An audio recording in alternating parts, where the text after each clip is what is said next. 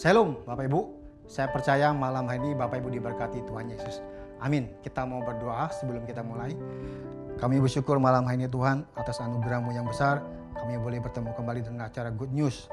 Urapi hamba-Mu yang mau berenungan dan urapi setiap kami yang mendengarnya. Dalam nama Yesus kami sudah berdoa dan mengucap syukur. Haleluya. Amin. Bapak Ibu, malam hari ini saya akan membawakan dengan satu topik berselancar di atas ombak atau gelombang. Amin Bapak Ibu. Dalam hidup ini, suka atau tidak suka, kita akan diperhadapkan yang namanya gelombang atau masalah. Ada gelombangnya kecil, ada gelombangnya besar. Seperti COVID-19 yang sedang terjadi di seluruh dunia. Saya mencatat kenapa gelombang ini sangat besar. Karena yang tertular di atas 55 juta orang. Yang meninggal di atas 1.300.000 dan yang sembuh di atas 35 juta. Wow Bapak Ibu. Virusnya sangat kecil, dampaknya sangat besar.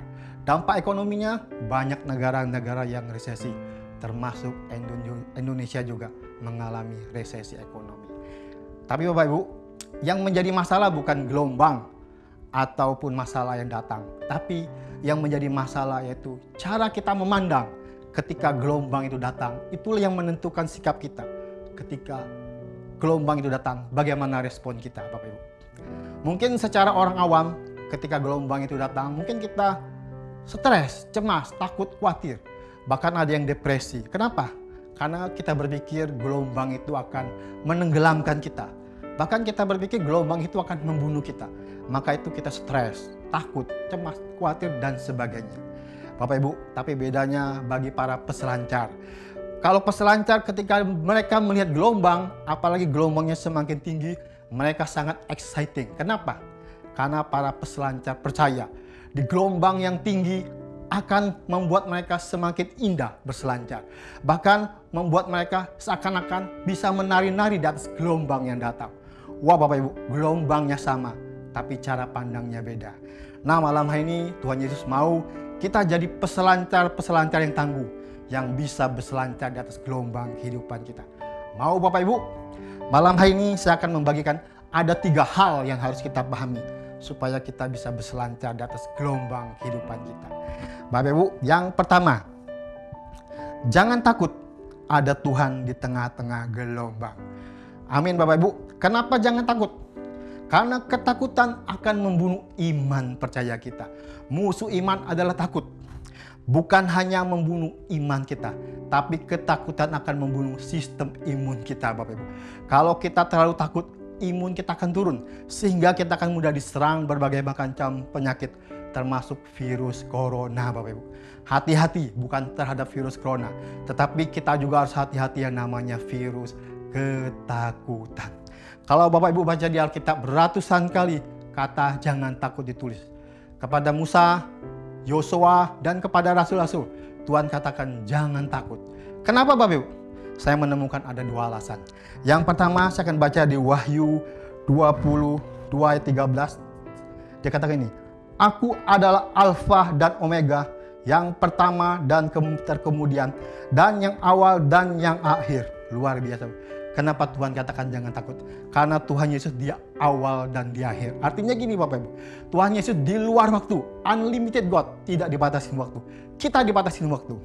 Artinya Tuhan Yesus sudah hadir Bapak Ibu. Di hidup kita masa lalu, di hidup kita sekarang, bahkan Tuhan Yesus juga sudah hadir di hidup kita masa depan kita. Artinya di tahun 2030, Yesus sudah ada di sana. Tahun 2050, Yesus juga sudah hadir di sana. Maka dia berkata jangan takut. Ayat ini luar biasa Bapak. Artinya Tuhan Yesus tahu apa yang akan terjadi di hidup kita di masa lalu, di masa sekarang, dan di masa depan. Yesus sudah tahu apa yang akan terjadi buat hidup Bapak dan Ibu. Amin. Jadi nggak perlu ada yang kita takutkan. Alasan yang kedua Bapak Ibu, saya baca di Ibrani 13 ayat 5b dikatakan gini. Karena Allah telah berfirman, Aku sekali-sekali tidak akan membiarkan engkau, dan aku sekali-sekali tidak akan membiarkan engkau. Luar biasa Bapak. Ayat ini berkata bahwa Tuhan tidak pernah meninggalkan kita sedetik pun Bapak Ibu. Dia menyertai kita senantiasa. Artinya saya katakan Bapak, semua akan meninggalkan kita. Istri tercinta, suami tercinta, anak-anak. Bahkan harta yang kita punyai akan pergi suatu hari Bapak Ibu. Tapi ada janji Tuhan bahwa Dia tidak pernah meninggalkan kita sedetik pun. Dia menyertai kita senantiasa sampai akhir zaman. Sampai kita dipanggil pulang ke surga. Dia tetap Allah yang setia. Amin Bapak Ibu. Jadi sebenarnya kalau kita mengerti ini tidak ada yang kita takutkan. Yang kedua yang harus kita pahami Bapak Ibu. Gelombang ada pasang surutnya atau kadar luasanya. Amin Bapak Ibu. Belum pernah saya melihat yang namanya gelombang atau badai Bapak Ibu. Ketika dia datang, dia menetap. Yang saya lihat pasti gelombang atau badai itu akan pergi. Artinya badai pasti berlalu. Memang Bapak Ibu, ketika badai atau gelombang itu datang, dia akan menimbulkan dampak yang besar. Kalau rumah atau kapal kehidupan kita tidak dibangun dengan dasar yang kuat atau yang kokoh Bapak Ibu. Saya akan baca di Matius 7 ayat 24 sampai 25. Setiap orang yang mendengar perkataanku ini dan melakukannya, ia sama dengan orang yang bijaksana yang mendirikan rumahnya di atas batu. Kemudian turunlah hujan dan datanglah banjir. Lalu angin melanda rumah itu, tetapi rumah itu tidak rubuh sebab didirikan di atas batu. Luar biasa Bapak Ibu. Jelas ayat ini berkata Bapak Ibu, ketika ada banjir, ada badai atau apapun angin, rumah kita harus dibangun di atas batu. Siapakah batu itu? Berbicara tentang batu karang yang teguh, Yesus ini atau firman Allah. Malam ini saya menghimbau Bapak Ibu, untuk supaya rumah kehidupan kita tetap kuat, bacalah kitab, renungkanlah kitab, dan lakukanlah kitab. Karena itulah menjadi kekuatan.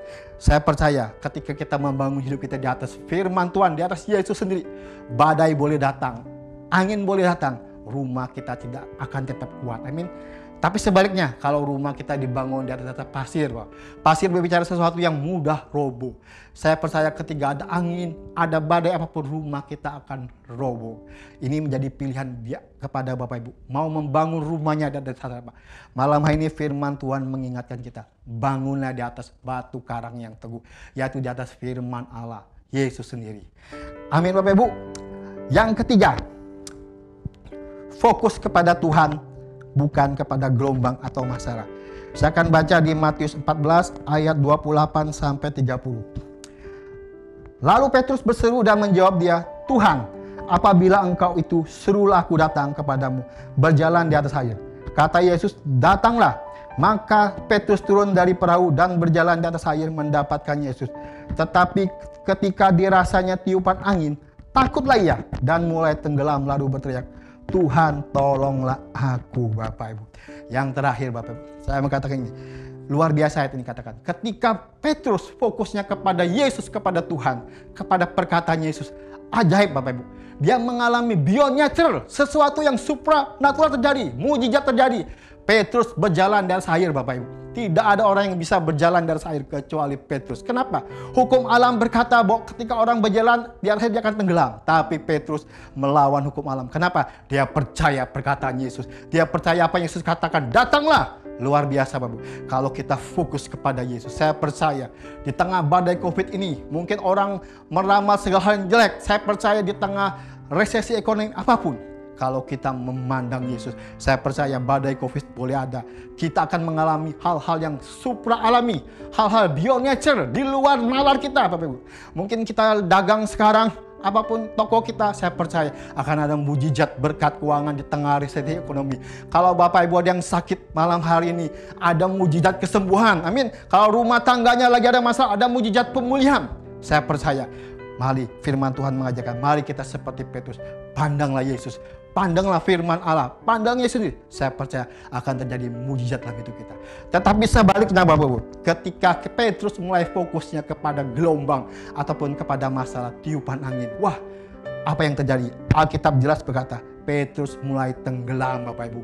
Saya percaya malam hari ini firman Tuhan mengajarkan, pilihan ada di kita. Mau kita fokus kepada Yesus, memandang Yesus, memandang firman Tuhan terus, atau kita fokus kepada masalah kita, atau kita fokus kepada COVID-19, badai yang lagi bergerak saat ini. Itu pilihan ada di Bapak Ibu.